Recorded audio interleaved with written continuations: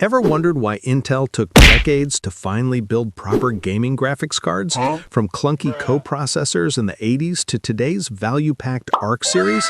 Let's dive into every major Intel discrete GPU and see how they evolved. 82786 graphics coprocessor. The 82786 came out in 1986.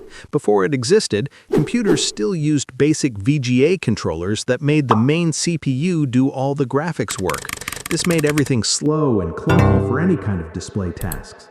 That is why the 82786 was created. It was the first discrete graphics coprocessor that offloaded heavy drawing jobs from the CPU. It had two smart parts inside, one for drawing shapes, lines, and moving images fast, and another for handling the display with its own CRT controller. It supported up to 4 megabytes of dedicated graphics memory and up to 256 colors. It made multitasking displays way snappier for business machines and early workstations. Oh yeah, what made it special was hardware support for fast multiple windows and quick pattern fills.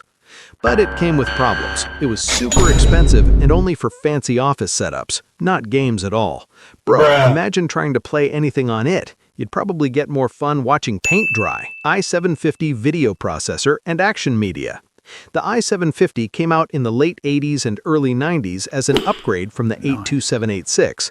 Before it, the 82786 was great for simple Windows, but PCs had almost no good way to handle video, so everything stayed choppy and slideshow-like. It brought real-time digital video compression, capture, and playback, powering the action media cards. This let early PCs finally play full-motion video from CDs without freezing. It was great for corporate training videos, presentations, and interactive apps, not for gaming at all.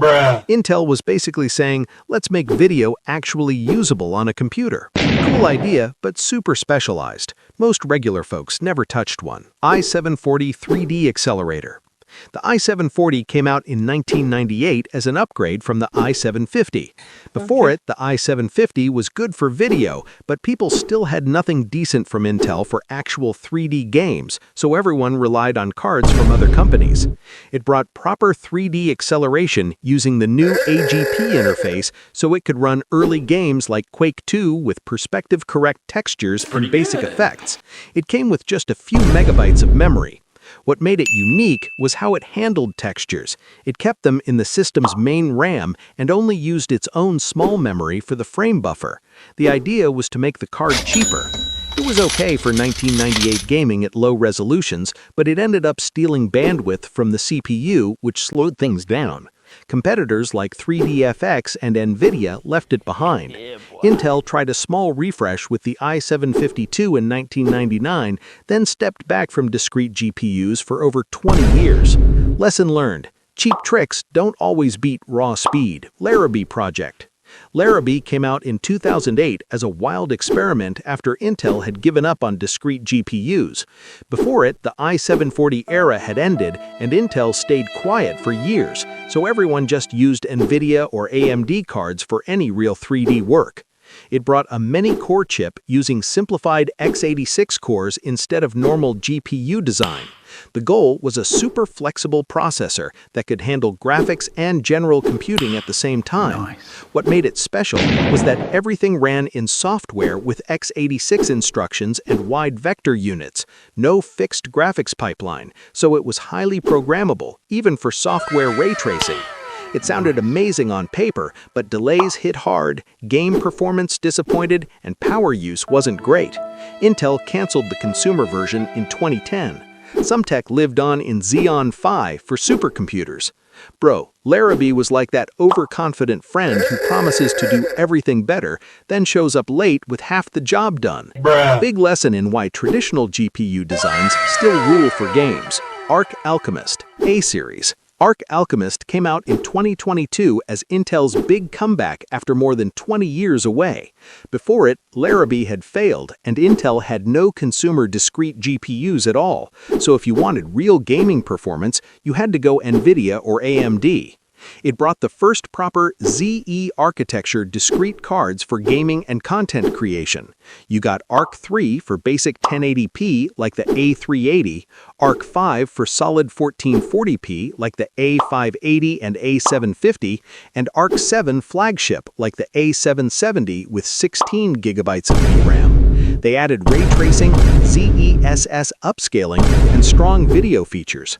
Naming is straightforward. A for Alchemist generation, then the tier number, 3 for entry, 5 for mid, and 7 for high, and then the model. Early drivers had some stuttering and compatibility issues, but Intel kept updating them. Nice. They offered lots of VRAM for the price and great media performance.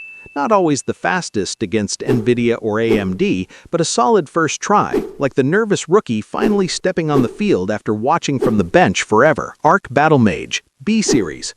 Arc Battlemage came out at the end of 2024 as an upgrade from Alchemist.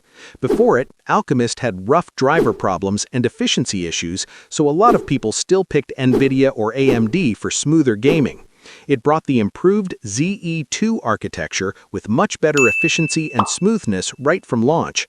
Key cards include the B580 with 12 gigabytes, fantastic mid-range value for smooth 1440p gaming, and the B570 with 10 gigabytes at an even lower price. They deliver way better performance per watt, improved ray tracing, and ZESS3 with frame generation for nice FPS boosts. Naming follows the same clear pattern: B for Battlemage, tier, mostly 5 right now, and then the model. These run cooler and feel polished. Intel also has Arc Pro versions like the B60 for workstation work such as CAD and rendering. Higher-end models like a B770 are still in the works, but not fully here yet. Battlemage finally made Intel Arc feel reliable and great for the money, the comeback that actually landed well. What's next, and quick summary. Celestial is expected late 2027 or 2028 as the next step after Battlemage. It will bring even bigger jumps in efficiency and power on the ZE3 architecture. Naming stays the same: generation letter first, then tier. To wrap it up, the 82786 came out in 1986 when everything was slow. The i750 upgraded it for video but stayed niche. The i740 pushed 3D but had bandwidth problems. Larrabee was the crazy experiment that failed. Arc Alchemist came back in 2022 with its own early driver headaches, and Battlemage finally fixed most of that in 2024. Intel never dominated the high-end like NVIDIA, but they've built a fun spot with strong value and plenty of VRAM.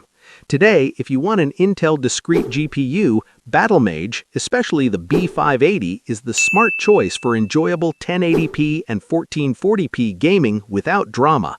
Alchemist is still okay if you find it cheap. Who knows, maybe Celestial will crash the bigger party. That's every major Intel discrete GPU from the 1980s to now, a long journey full of experiments and comebacks.